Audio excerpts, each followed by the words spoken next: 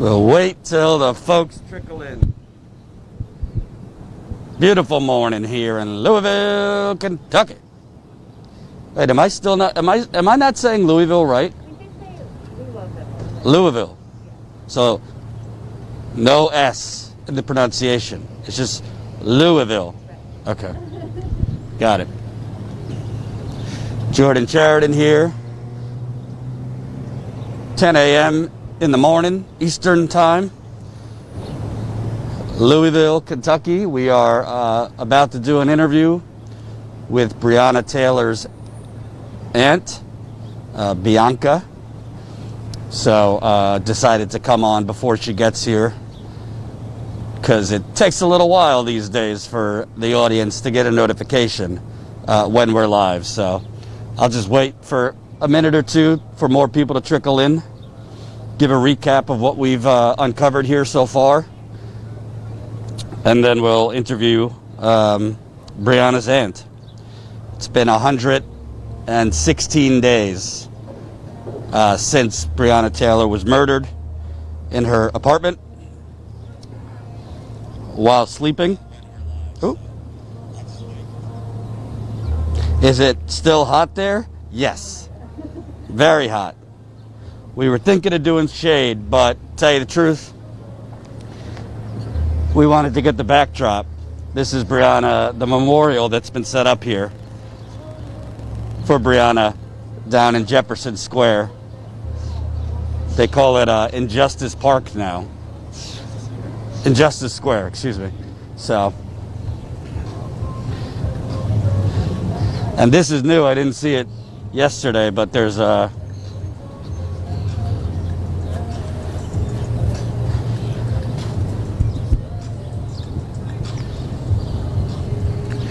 rest in peace sign. Really powerful.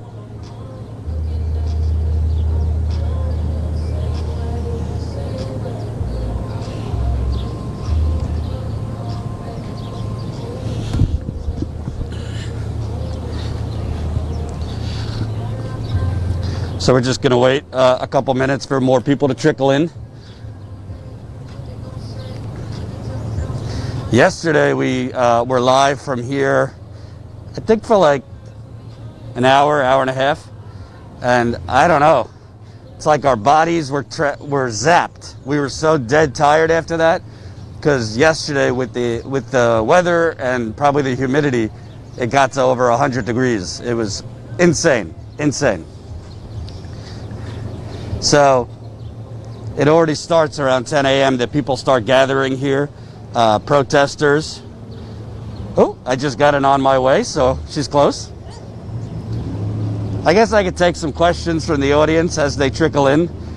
We have basically, in 2 days, we've interviewed some of the leading activists here. Those live streams are still up on the page. We're going to cut each live stream down to shorter clips. We've interviewed activists, poets. We saw up close yesterday, which we posted the video last night on the YouTube, Louisville police really, messing with the protesters. They came over here.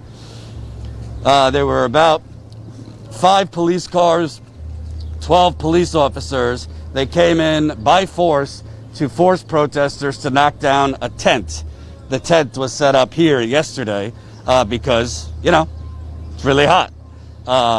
They basically, and I asked the police officers, I don't know, what do you need, like 12 police officers to get protesters to remove a tent? And why, in terms of what police officers should be doing in Louisville, is a tent for shade, for peaceful protest, high on your priority list? And they basically just smirked at me and gave me side eye. So that's what we dealt with yesterday. All right, I see more viewers trickling in. Good morning. It is hot here. I'm already schwitzing. Thanks. Share this live stream. Press the like button. Did we send out a text? I guess when she gets here.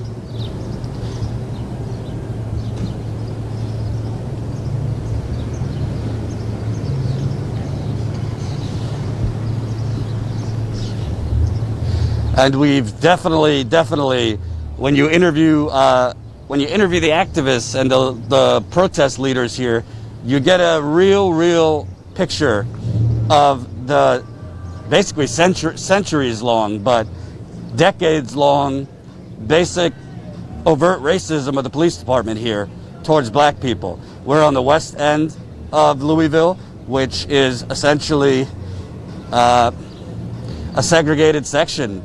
High poverty, very low investment, few even supermarkets. So what happened to Breonna happened in the backdrop of this kind of poverty, de-investment. The police department basically intentionally targeting black people in this neighborhood. Remember, they went in the middle of the night to Breonna's apartment with a no-knock warrant. Breonna Taylor had no criminal history. She was an EMT worker dealing with COVID patients. So it just shows you the show of force that the police department will use in the case of black people.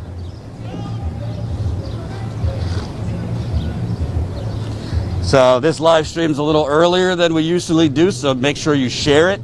Press the like button. It helps a lot. It is hot.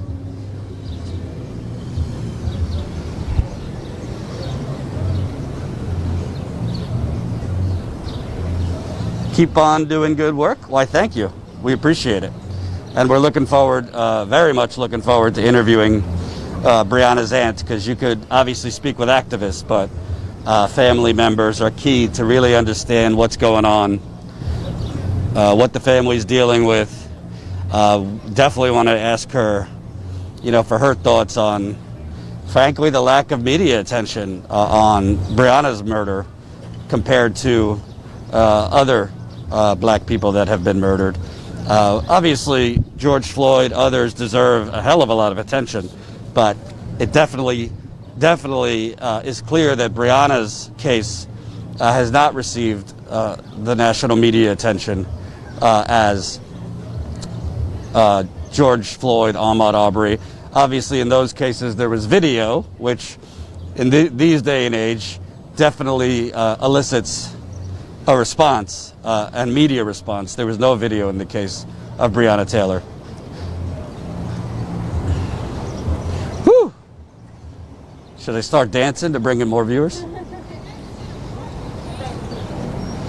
And this is, they've chalked in here in Jefferson Square Park, Queen Bree, signifying Breonna Taylor. We're also trying after this to interview a councilman who is best friends with, or very good friends with, David McAtee. David McAtee is another individual who was murdered here by police 3 months after Breonna Taylor was murdered. He was a restaurant owner, a black restaurant owner, and he was murdered by police here during the George Floyd protests. So he was known as someone who would give barbecue, because he owned a barbecue restaurant. He would give food for free to police. He would give food for free to those, struggling on hard times. Pretty beloved in the community, yet he was murdered by during the George Floyd protests by the Kentucky National Guard. And of course, the police tried to make it that David McAtee was the one who fired first. It later came out that was not the case. That was not the case. The police fired first, including pepper balls, before shooting bullets, killing David McAtee. And there's been relatively little coverage of that too.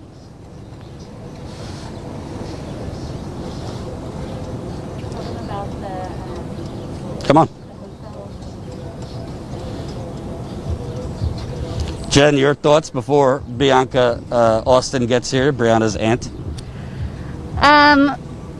My thoughts on the trip overall is that I still can't believe the impact of the interviews you've gotten so far, the people we've spoken to, and I wanted to share something, not to toot our own horns, but toot away. So we stayed a couple of nights here in Louisville. We're still trying to learn how to pronounce it the right way. So we stayed a couple of nights in this hotel in Louisville, and this really, really sweet black woman was, the person who does the check-in desk. And so we kind of were talking to her a lot, and she was just so super sweet.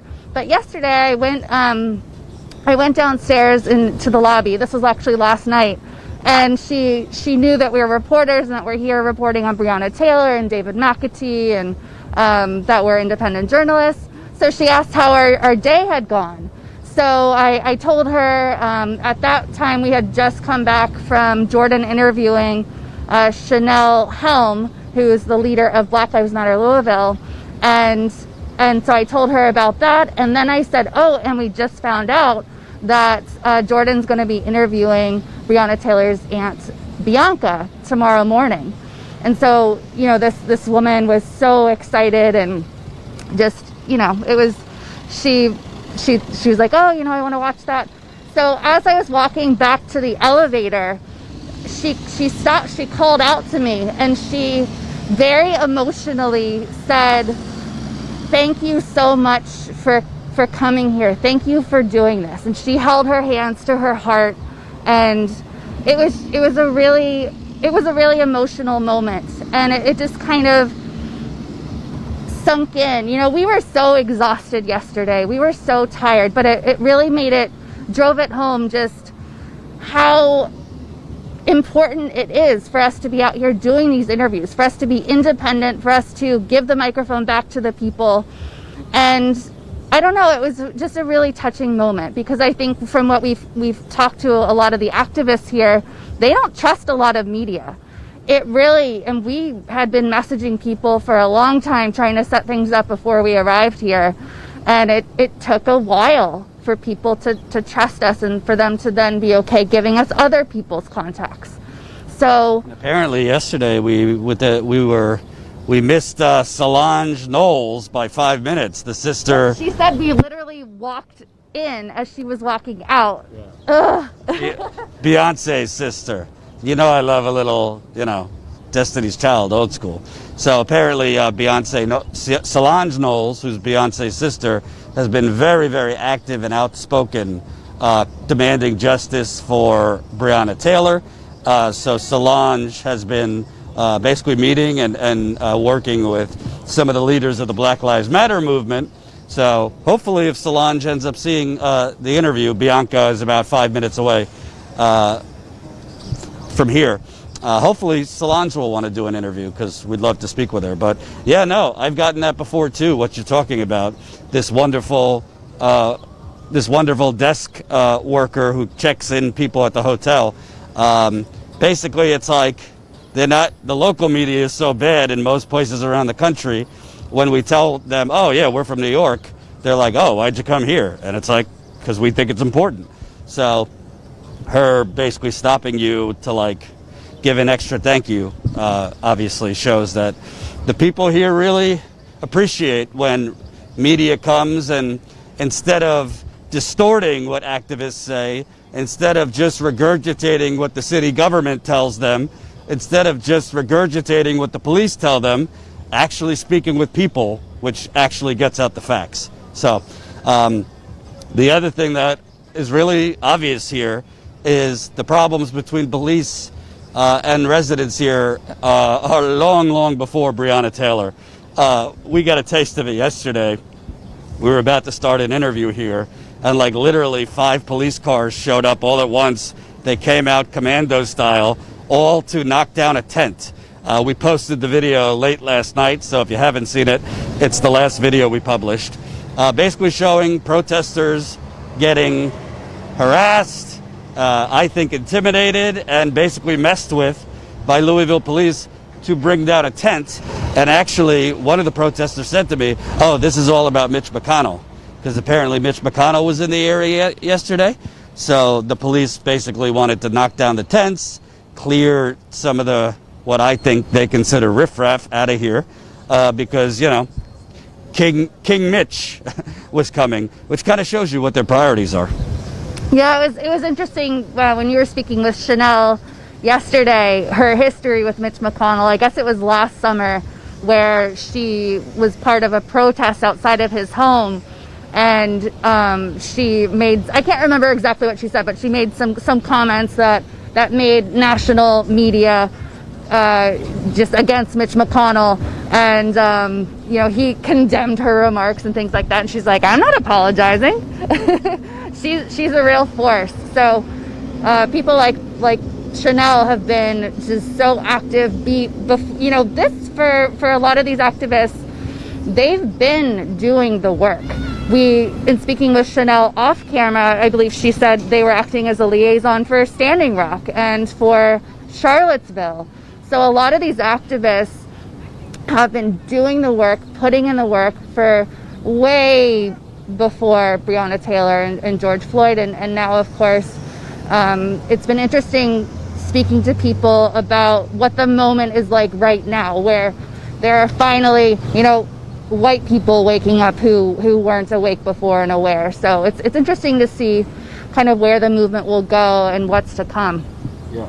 And remember, press the like button. We decided to start before she got here because we've been seeing with YouTube, it takes so long for YouTube to notify people that we're live. So we figured we would just start early. She should be here any minute. And press the like button, the thumbs up button right under the live stream. Share this live stream. Sharing is caring. Share this live stream. Also, definitely go to our road trip page, statuscoup.com/road trip, where Jen's been posting behind the scenes photos, that kind of thing. You could also contribute there if you'd like.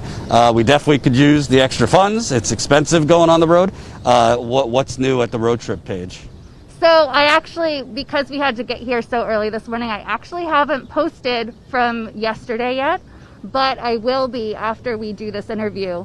And I have some really, really interesting photos and good behind the scenes content. So what I do every day is write up like what we've done, link you to the interview so you can catch up on everything.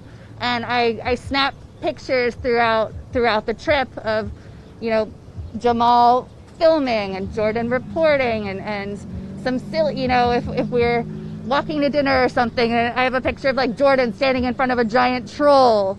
Anat thinks it's funny that that we were driving and there was like a bunch of geese just in the road. So stuff like that. Just one of the interviewees had their guinea pig with them. So stuff that you wouldn't see normally.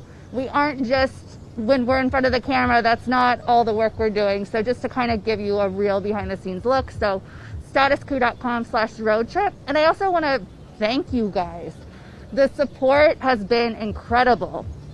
We started this trip really without the funds to do it, but we felt it so important and we were determined. So to give you a little behind the scenes, I was like, all right, Jordan, I'm going to set up a specific fundraiser page for this road trip.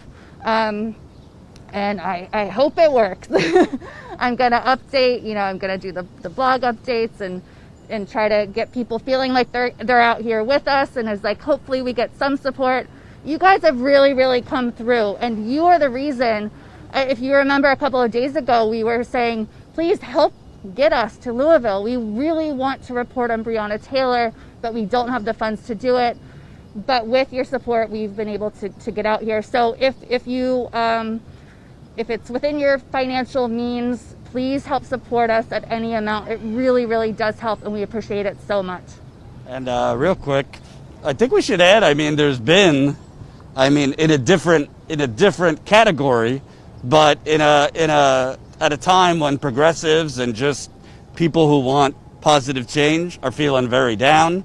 Look at the choices we have between Trump and Biden. Bernie obviously didn't make it. There's been two very, very positive stories in the last few days. Number one, we covered this like 2 years ago now. The Atlantic Coast Pipeline, which was a ticking time bomb, a natural gas pipeline that was going through under the Appalachian Trail. It was going to have a massive compressor station, which they use for fracked gas pipelines. They were going to dump it in a historically black neighborhood, Union Hill, which we covered. We were there a couple years ago. That pipeline is no more. The investors pulled out because of all the delays. So when activists, environmental lawyers, Native Americans, African Americans in this case, it might seem hopeless. It might seem like, oh, it's just, you're going to be in court for 10 years and nothing's going to happen. But in this case, all the lawsuits, all the challenges actually worked, because at the end of the day, all the money men care about is making more money. So if it delays in getting the Atlantic Coast Pipeline off the ground, it was going to be in Virginia, North Carolina, and parts of West Virginia, made a difference. So the Atlantic Coast Pipeline is no more. And a bigger pipeline that was known nationally and internationally, the Dakota Access Pipeline, which I'm happy to have egg on my face, because I said to the audience for years, listen, I don't want to be a Debbie Downer, but I don't know many instances where a pipeline is already up and running in the ground and a United States judge rules, nah, you got to dig it out. But that's what's happened. A U.S. Circuit Court judge ruled that the Dakota Access Pipeline must end, stop the oil flow. They gave the U.S. Army Corps and the oil company, Energy Transfer Partners, 30 days. So obviously there could be appeals and things like that. So cautiously optimistic. But as of now, they got 30 days to discontinue the flow of oil in the Dakota Access Pipeline. The judge basically cited what Native Americans were saying 6 years ago, which was they didn't do an actual environmental impact study for the Dakota Access Pipeline, an EIS, which is what by law you're supposed to do in America for major infrastructure projects. I would kind of call it a major infrastructure project when you're putting a crude oil pipeline under the longest river in America, the Missouri River, which flows downstream to 20 million people, and you're putting it right through a Native American reservation. The energy company never did the EIS. They did some bullshit environmental assessment, and it was, what we always see. Basically, the oil company hires an outside company to write a report that gives the results they want. So, obviously a lot of environmental activists, a lot of Native Americans fought hard at Standing Rock. I was there, obviously. And obviously, temporarily they were defeated. But the pipeline has been in use for about 3 years now, but now it's being shut down. Now, there will probably be appeals. So it's not the end of it, but for now it's a major, major victory, a huge victory. And on top of that, a different judge has denied another permit for Keystone XL pipeline. So this week you're kind of 3 for 3 if you're an environmental activist. And all of these fights, Atlantic Coast Pipeline, Dakota Access Pipeline, Keystone Pipeline, the majority of them have been led by Native American tribes who obviously have been left for dead by this government. So let me just text her, give your thoughts on that. On the Dakota Access Pipeline? Yeah, I mean, it's, as Jordan said, the hope that anything would happen, that this would be stopped, was kind of non-existent for a lot of people, because there was this incredibly horrific fight and protest. And I think he said there were like 10,000 people there at certain points. And then, because of money, this went forward. And the thought was, this, there's not going to be any change. We didn't win. But here we get this news that it has been stopped. Hopefully that is the case with appeals and things like that. Hopefully those don't win if that happens to be the case. But it shows you, when people come together to fight for good, to fight for real change, it's easy to get discouraged, because often the powers that be, they hold all the power. So you feel as an individual powerless, but when a large group comes together and hit them where it hurts in the pocketbook, then real change can happen after all. So Bianca, who is Breonna Taylor's aunt, is a few minutes away, so thanks for sticking with us before she gets here. And this family's been put through hell. And they have filed lawsuits with the city of Louisville, but they've gotten no justice. Remember, It's been 116 days since Breonna's murder. One of the police officers who shot at her and her boyfriend has been fired. The other two have not been fired. There's been 0 criminal charges against anyone involved.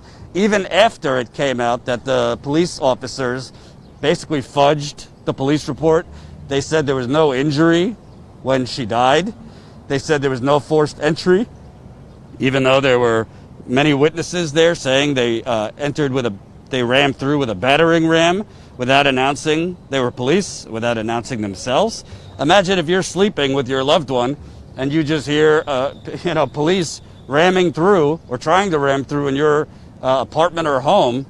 Don't you think you'd kind of be startled? If you own a gun, the Republicans, don't tread on me. We need guns to defend ourselves. Until it's black people defending themselves against police. What do you think when you're ramming into somebody's apartment at 12 midnight or a little after 12 midnight? You think they're just going to be waiting with tea for you? I mean, it's insane that there's been no charges. And the family is just demanding justice. And the protesters we've spoken to, I asked them, well, what do you think? Because it seems to me in a lot of cases, the government, the media, the corporations are kind of just waiting it out. Let them protest. They'll tire themselves out. Give it a few months. Back to business as usual. Protesters we've spoken to are not getting tired out. And they're organizing. Like, we've showed up, I think, in the middle of, organizing meetings. You see people with, notepads and stuff like that. We did another interview the other day. They got a whiteboard talking about, new strategies. So there's a lot, just like campaigns, political campaigns, organizers are really, really working on not just physical protests, but other ways to kind of keep demanding justice. Yeah, and I want to go back. You mentioned the family of Breonna Taylor, and obviously you're about to interview Breonna Taylor's Aunt Bianca. But one thing that Chanel, the Black Lives Matter Louisville leader, told us yesterday is not only was Breonna Taylor an EMT in healthcare, but it's a family of healthcare workers. And so they have been working nonstop. It's been now, I guess, 116 days since Breonna Taylor was murdered.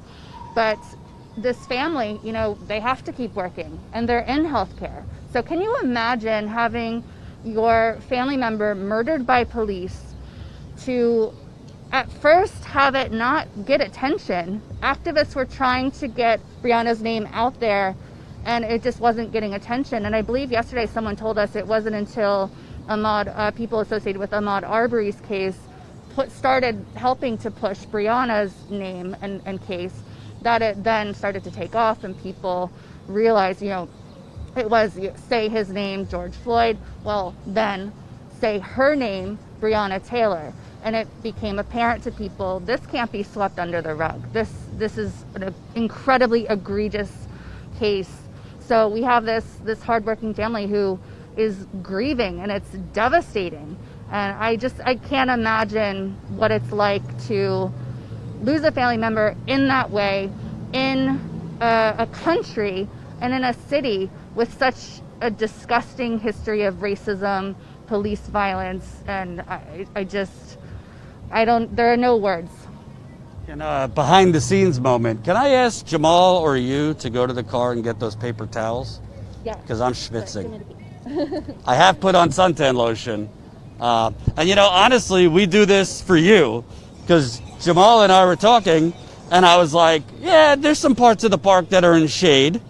It would be a little better to do an interview in shade, considering it's already almost 90 degrees here, and the sun is right down on us. But, we want to show you the memorial. We want to show you the vigil that's been kept here for weeks. So you see in the chalk, Queen Bree, the protesters have written in. You have signs for defund the police over here. Stop the war on drugs. A car just pulled up, say her name. So even though it's hot, we wanted to show you what the protesters here, what they've made. So thank you. Cool.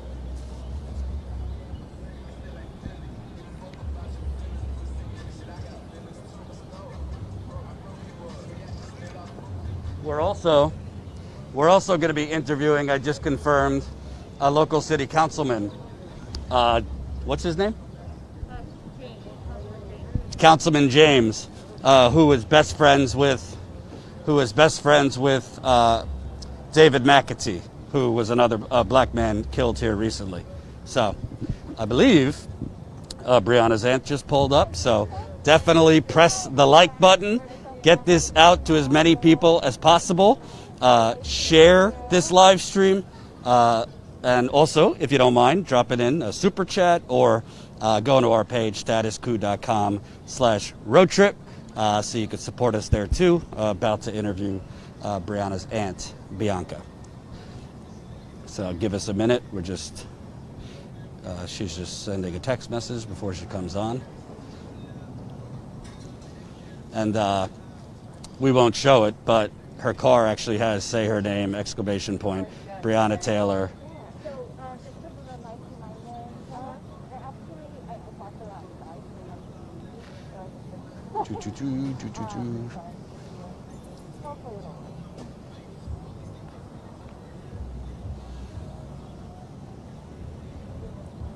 And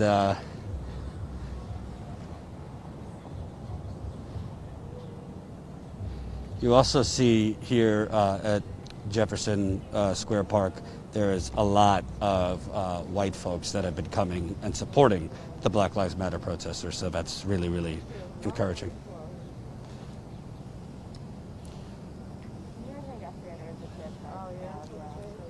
We're ready for you. Oh, okay. You got the mic, Jamal? How you doing? Good, how are you? Good. You doing all right? Yeah. Thanks for doing this.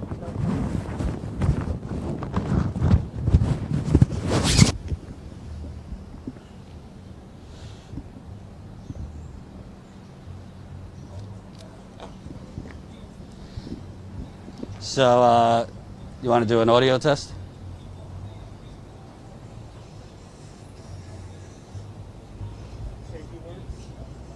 Just Mic check, Bianca Austen. so we're here with Bianca Austen, as you can see, Breonna Taylor's aunt. And first, I just want to ask. I mean, I'm sure the answer is not great, but how's the family been holding up? We're now 116 days since this happened. Just holding up, taking it one day at a time. Just one day at a time. As you can see, we just got through the holiday, so it's definitely, her presence was definitely missed. So, yeah. And before we get into everything that happened, I just think it's important for viewers who don't know, can you kind of tell us a little bit more about Breonna, who she was, her personality? Well, Breonna was this just young, she was just full of life. She was a very hard worker.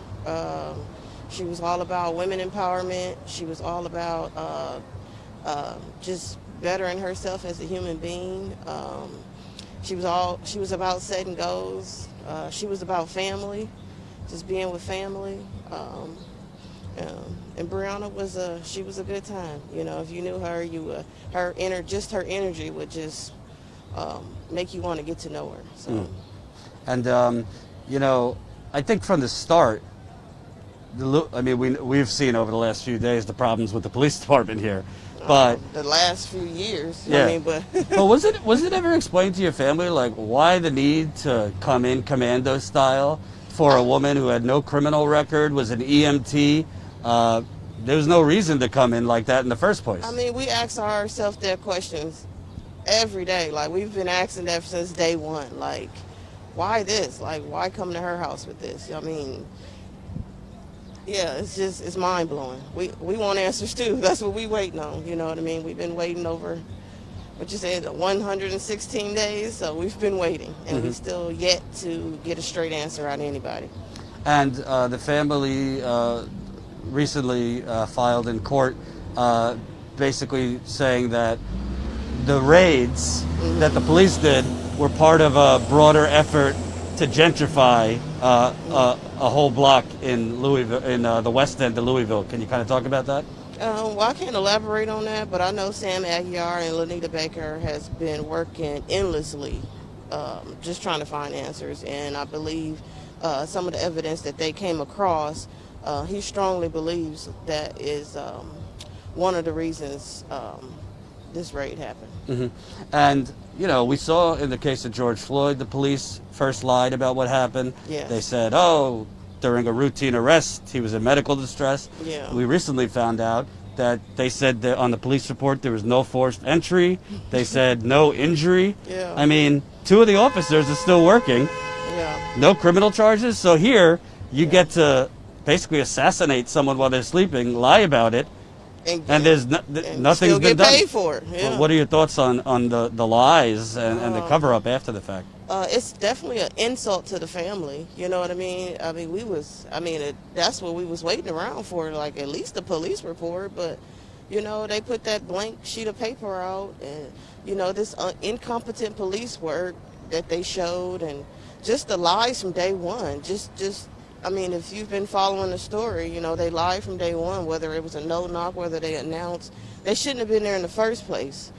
So it's very upsetting. You know, we just trying to stay patient because we want all the details to come out in this case. You know what I mean? We want everybody held accountable. You know, not just those 4 officers, but I mean, this was a team of people. You know what I mean? Like this is mind-blowing that this goes on in the city of Louisville, especially to a young woman who was doing everything right. She worked 2 jobs. She owns her. I mean, she had her own house, her own car. You know what I mean? And she didn't get an opportunity to start a family. She didn't get an opportunity to better herself, you know, and level herself up. Like, it's heartbreaking, you know, and we miss her every day. And not only that, but while this happened, COVID was beginning to break out. Yes, she was an COVID. EMT worker treating patients. Treating patients. Yeah, saving lives. Every day. Get up. Not from 1 job, but 2. You know what I mean? So it is, like, we devastated. Like, I don't like, and that's an understatement, is devastation. It's a nightmare. You know, some days we feel like we're in a twilight zone, and we just want to know, like, why are they doing this to us? Like, why did they do this to her? Like, why do we have to go through this? This isn't right. You know what I mean? Yeah. So we just want answers. We want justice. And from day one, like I said, if we're not gonna stop until these people are held accountable.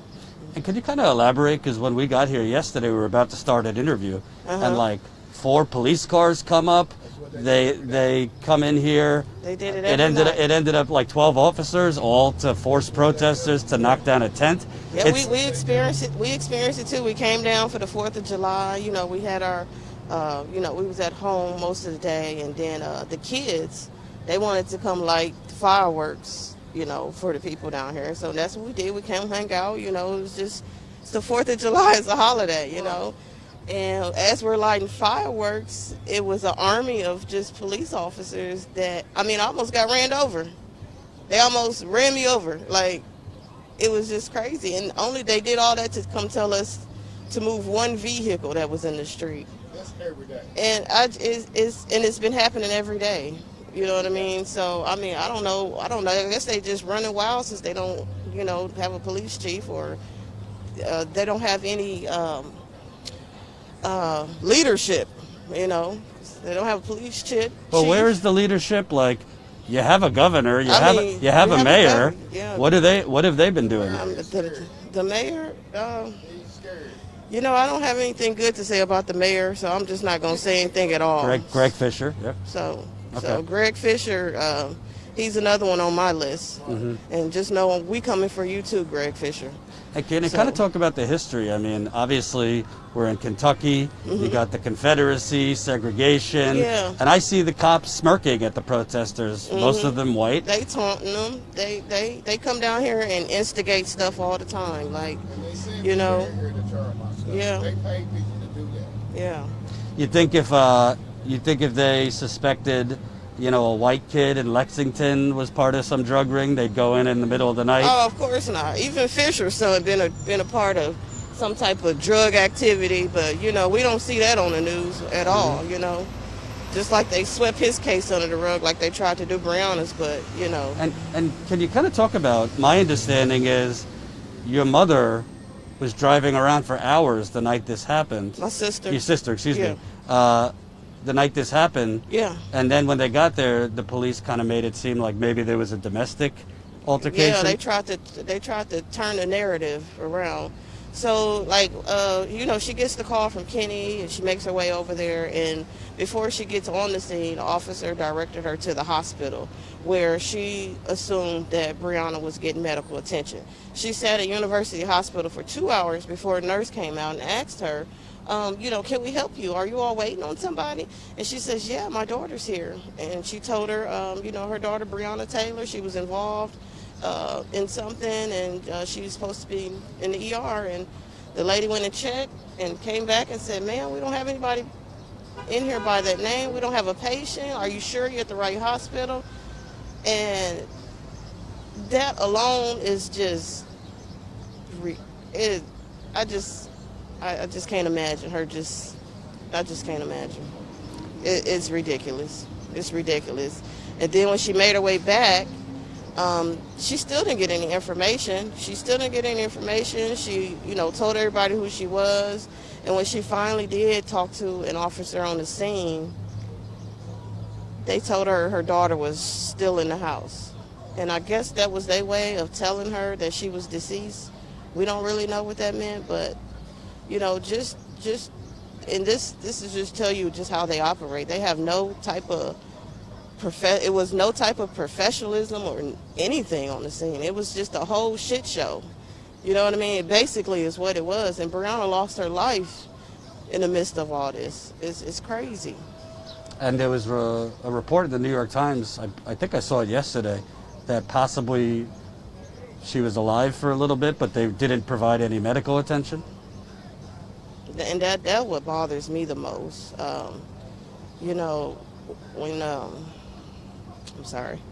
When you do these raids and stuff, I'm pretty sure 911 is, informed about, if you get these calls, blah, blah, blah. I'm pretty sure everybody was kind of informed. But then again, I don't really know who did what or where. But Kenneth called if 911, if somebody calls you screaming for help in 911, they never treated her. They never came to her apartment, nothing at all. And to know that that's what she did is get out here and save lives every freaking day, and nobody came to her aid is disgusting. And Louisville Metro Police Department should be ashamed of themselves. And what's also alarming is they tried to charge Kenneth, the boyfriend, with murder. I mean, imagine if you're just in bed, people come in commando. All these right-wingers say, don't tread on me, shoot first, ask question later. But apparently black people are not afforded the same thing. It don't apply to us, apparently. It don't apply to us. So, I mean, it's the whole, everything about this situation that you think can go wrong is going wrong, and it gets worse every day. Like, every detail that comes out is just a slap in the face. And, thank God, Kenny was there, you know what I mean? So, and we just glad he's still here, because he could have been dead too. Janiyah could have been dead. She lives there. Thank God she wasn't at home. She could have died. So, little Journey that stays the night, she could have died. Little 2-year-old baby. That room where all them bullet holes come through, that's where they hang out at. Mm-hmm. So, it's just unfortunate. And we gonna make sure this ever happens again to nobody. Like, this is crazy. And how do you feel in terms of, obviously, this happened in March, then in May, the George Floyd murder happens. Yes. In that case, we had video. Yes. And then this national civil rights, police brutality, protest against racism starts. Breonna's name has been covered, but maybe not as much as some others. Do you feel in some ways it hasn't gotten the attention it should have? Well, let's just go back. Well, at first it was Ahmaud Arbery. Right, Ahmaud Arbery. Before Breonna, it was Ahmaud Arbery. You know what I mean? And when that came out, it was, oh God, like, this is crazy. Like, did y'all, is this real? And then when the Breonna's death happened, it was like you said, right around COVID-19, and we were ordered to stay in our house, or it was only you know the businesses were shutting down, people were shutting down, people were getting laid off. We were ordered to stay at home, and so that was happening. You know what I mean? So it was even hard for her to plan a funeral, her memorial service. So we barely had one, but thanks to my church, Greater Friendship, our pastor Derek Miles, he went against the odds and says, no, this lady deserves, to be sent home properly. So we was thankful for that. And then we were fighting. I mean, after that, we was, we've been fighting ever since. And it wasn't until George Floyd that happened, unfortunately. And I think that's when Breonna's name took off.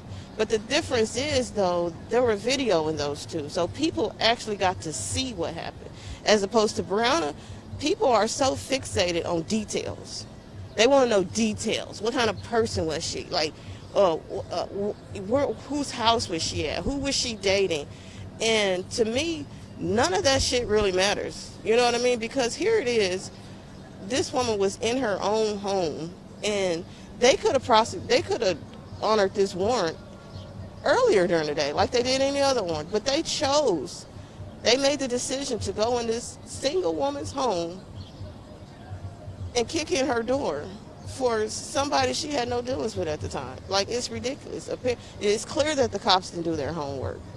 It's clear that they didn't do any investigation, and it's clear that they was playing this cat and mouse game with local drug dealers, and Breonna's life got sacrificed in the midst of all this. It's just very unfortunate. And what I will say is that, and as I've been saying, that they should have never been there. They should have never been there, and evidence will show the world that they should have never came to her house. Breonna wasn't involved in any drugs. She wasn't in a drug ring. She didn't even do drugs. You know what I'm saying? So it don't make sense to us. So we know the truth. We want them to just say, damn, we made a mistake. Like, let's fix this. But no, instead of that, we got to go through the ringer. We got to fight. And that's what we're going to do. We're going to continue to fight. And we're going to continue to fight for long change, not just a Band-Aid change, not just you give us a shiny nickel. We want long change. We want to be able to live. We know black people should be able to be wealthy. We should be able to drive nice cars. We should be able to live in nice houses without being profiled, without saying, oh, they must be selling drugs. Breonna comes from a hard-working family. We all work hard. You're also in the medical work in field. healthcare. I deal with COVID patients every day. I watch it. It's real. You know what I mean? So, and they took this precious life from us. It's so unfortunate. It hurts just to even talk about her in past tense. I get emotional because she should be here. She should be here with us right now. What does it say to you to see this coming together? You have a lot of white people now man, joining. I love it. I love it. Like, I love to come down here. I love hanging out with everybody. I love it. We love to march. Our family loves it. Our kids love it. And we appreciate them. We love them. We tell them all the time, like, we love it and we appreciate y'all, and we're going to ride this out to the end because they know it's not right. You know what I mean? And anybody that's rational that knows it's not right. So. And call me, maybe I'm just a common sense person, but what exactly are they even investigating at this point? They've spoken with the witnesses. Yeah. They have a fake police report. The police officers lied. There you go. They didn't find any drugs. Even if they did, that's not a reason to be assassinated. Mm-hmm. So it seems to me this is kind of a dog and pony show. Yeah, it's just like they waiting around to get their story together. Even when Daniel Cameron stepping in, like, all right, he's been here almost a month. So, the Attorney General? The Attorney General that's taken over from Tom Wine. So I guess, they expect us to just, I don't know, play the waiting game. There's nothing much more we could do besides continue to make these phone calls, continue to dig deep, and we're going to continue to march. Every day they're going to see us. Every day. Do you have a message at all for the current senators of Kentucky? Mitch McConnell, who I assume has not spoken with your family? No, Or- Mitch McConnell has not reached out to the family. And I don't think he probably ever will. Honestly, I don't even really think he give a shit until it started affecting his pockets. Then he may probably come forward. As far as Greg Fisher, I just feel like you should just step down. You're supposed to be a man of integrity and honesty and honor. You haven't shown that at all. Just like the police chief, he stepped down. Get some people in here that's going to make a change and make a difference. And, we should all be able to live amongst each other freely without being judged and by the color of our skin. It's 2020 and we still getting judged by the color of our skin. We still fighting the fight from generations ago. It's ridiculous. Like, when is enough enough? Has Amy McGrath, who just became the Democratic nominee, been in touch with your family? No, Amy McGrath couldn't even say Breonna's name. Congratulations to her win, but I don't think she's clueless about Breonna's place. I don't think she know anything at all, to be honest. She's never with you. reached out to your family. Never reached out as of today. And obviously Charles Booker has been. Yes. So Booker, he's been down here. We've been in contact with him multiple times. He's been supportive of the family. What does that say to you that a Democratic candidate is speaking up for Black Lives Matter but can't make the phone call? Yeah, it speaks for itself, don't it? It just speaks for itself. It's just genuine. You know what I mean? You can tell who's genuine and who's not. So. Oh, we got it, thanks. And two more questions because I know it's hot. What does this say beyond Breonna? You guys are basically living in daily terror. Every day. From can't do fireworks without being harassed, can't put up a tent without being harassed, you can't be in your apartment sleeping without being killed. This is, you want to talk about... As far as we know, this is a public spot. It is a right? public spot. No, we got the right to be here all. You want to talk about a pandemic? This has been going on for centuries. Yes. Some politicians are putting up murals, but in the case of Louisville, you guys are demanding cut the police budget. They increased it. Yeah. You guys are demanding, you got the no-knock warrants, which is good, but you're demanding certain things, and they're just slow-walking you. Yeah. How should people help? People dealing with this in other communities, what do you want to see happen? I just want to see just people just come forward. White silence is a thing. You know what I mean? I know plenty of people come up to me and say, oh, they support me in silence but won't support me in public. You know what I mean? So that's a big thing. And people need to come forward. Just make time. Do whatever you can to contribute to change. Just don't sit back and judge. A lot of people are so judgmental, and they have it's people from all walks of life down here. They call them animals, they call them this and that, but it's us. We down here. We the people. You know what I mean? And, we try to stay off social media, you know what I mean? Because it's a blessing and a curse at the same time. It's a blessing that's how we was able to get Breonna's name out. But now, since it's out here, we got to deal with the judgmental people and the racist people on there, calling us whatever disgusting name they can. So I just want people to just come forward, speak up. Now's the time. Now's the time. If marching's not your thing, get on the computer. Email somebody, call somebody, do something. You know what I mean? You can always donate to the cause also.